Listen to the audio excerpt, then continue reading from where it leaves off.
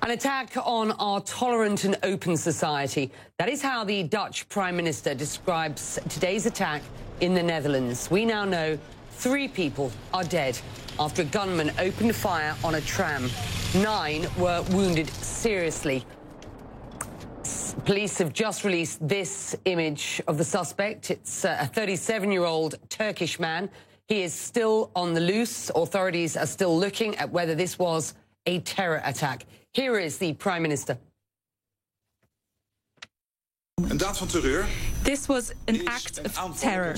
That is an attack to our society, an attack on our tolerant and open society. If indeed this is an act of terror, then of course there is only one response possible, and that response is as follows: that our state, our democracy, we are stronger than fanatics and violence.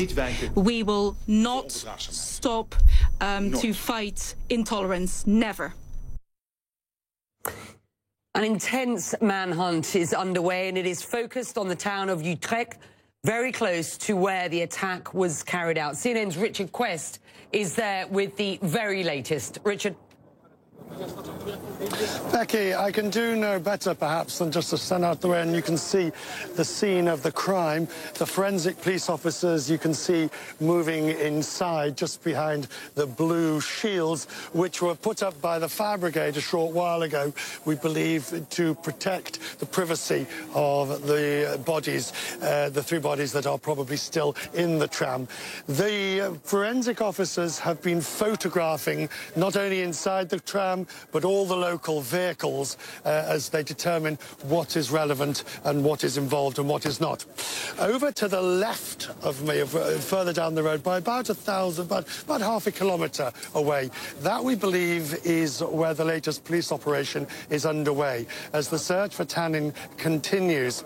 Now, a few moments ago, I saw several Mercedes cars speeding through this way. Inside, you could see rapid response officers wearing black balaclava helmets. But so far, we've heard no indication of what's actually going on. So, Becky, the scene is in complete lockdown. Local residents have been told not to leave their homes. And, Becky, the area, this part of Utrecht, is at level 5, which is the highest classification of terror. Yeah, that is remarkable, and I'm sure the atmosphere very difficult. Richard, this is a developing story, of course.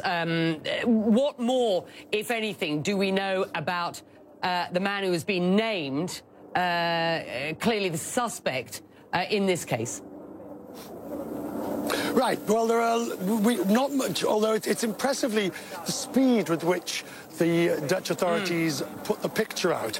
You've shown the picture. Now, that was taken only 4 minutes before the attack took place. The picture's at 10:41, and there's a second picture of him on the train, on the tram, and then the attack takes place at 10:45. It is believed, although not confirmed by the authorities, that he has an extensive criminal history of one sort or the other, but the exact details of which are not known.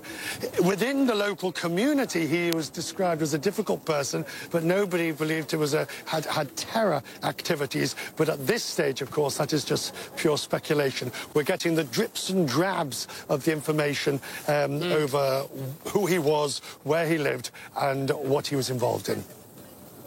And just describe that neighbourhood, if you will.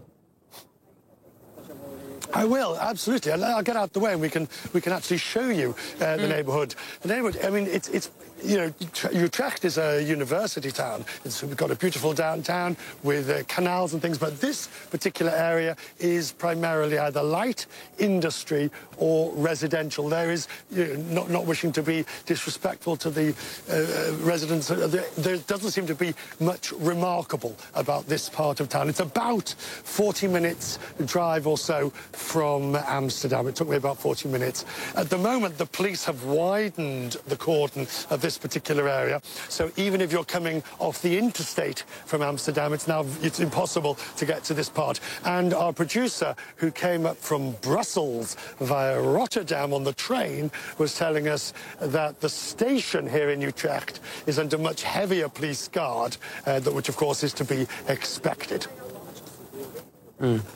Richard Quest at the scene for you. Richard, thank you. It is 6 minutes past 4 there in the afternoon. And viewers, I want to show you a tweet now from the controversial far-right Dutch politician Geert Wilders, who calls the shooting, quote, terrible news, and sends his thoughts to the victims and their loved ones.